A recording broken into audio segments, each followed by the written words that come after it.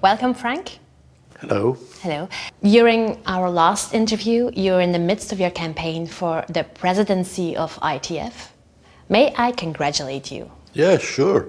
I have been elected as part of a team with the actual president, Paddy Crumlin, to take responsibility for the coming 5 years in ITF, and in 2027 I would take over the presidency then. I'm very happy with that, but I'm mostly happy because of we had a very good congress in Marrakesh, a congress where our people were very glad to meet each other, to discuss with each other, to be able to discuss about the challenges we will have during the coming 5 years. It was a dynamic congress, it was a good congress, so I'm very happy with it. What are the key priorities on the short term and on the long term? The first priority for ITF is, of course, far right that is growing, that is taking more and more power, which means that our democracy is in danger. We see now that in the United States, Donald Trump has been elected with a very populist program, with a very anti-democratic program, but also in the rest of the world, far right is growing. We have Italy, we have Finland, we have Argentina. All over the world, far right is growing, and that's not in the interest of the workers and certainly not in the interest of the transport workers. So we will have to fight back as International Transport Workers Federation and organize ourselves to defend democracy and to defend workers' rights. But we have a second challenge. I think that the warming up of the earth is a very big one. Climate change is really a difficult challenge because we are transport workers, and in many cases people are looking at us as being part of the problem. Trucks, planes, it's all part of the pollution, and so people are pointing at the transport sector as one of the causes of the climate change. And it is true, we will have to fight for investments, for innovation in our sector to be part of the solution. And we can be part of the solution. Public transport, for example, is part of the solution. It's an answer on the climate crisis. So also there we will have to be very active as ITF, be around the table where the decisions are made, and being very active in letting hear the voice of the workers when discussions about climate change are on the political table, yes. Other than the political and ecological context that you described, there's also the digital transition. Does that affect the transport workers? That's for sure. Also our sector, the transport sector, is confronted with automation, digitalization.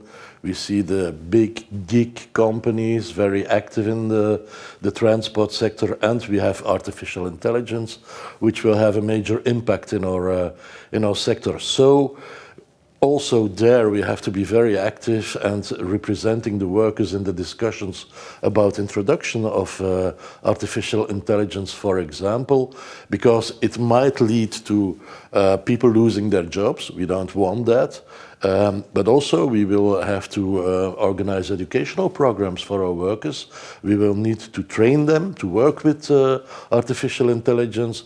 So it is our job as trade unions to be there when AI is introduced, and we have to weigh on the discussions and assure that the rights of workers are guaranteed in the introduction of these new technologies. There are very challenging times ahead. Is ITF ready structurally? I'm sure of that, because ITF is a very powerful and a strong global organization, and we have proven this also in the past. But we can do better. I think it's important that we try to decentralize our organization and make the organization be more present in the regions. So we have to invest in the ITF regions. So we have to put money, assure more staff for our regional branches, so that we can be closer to the affiliates and work closer together with the affiliates. But we also have to assure young people a place in our organization. They say young people are the future, but that's not true. They are the present of our organization, and they should have a part in our discussions. And very important also is that we assure that women are represented in our sector. It is still a quite macho sector, the transport sector. Sanitation circumstances are not good. There is still a lot of aggression towards transport workers, so we have to fight against that and assure that women can step in our sector. And when they do, that they also have their place in their union, because the place of a woman is in the union, of course, and it is very, very, very important that they take responsibility in our global organization. What does your presidency mean for the international positioning of ITF? I think we have to continue to invest a lot of our energy in multilateralism, which means that we try to work on solutions, working together with countries and organizations from all over the world.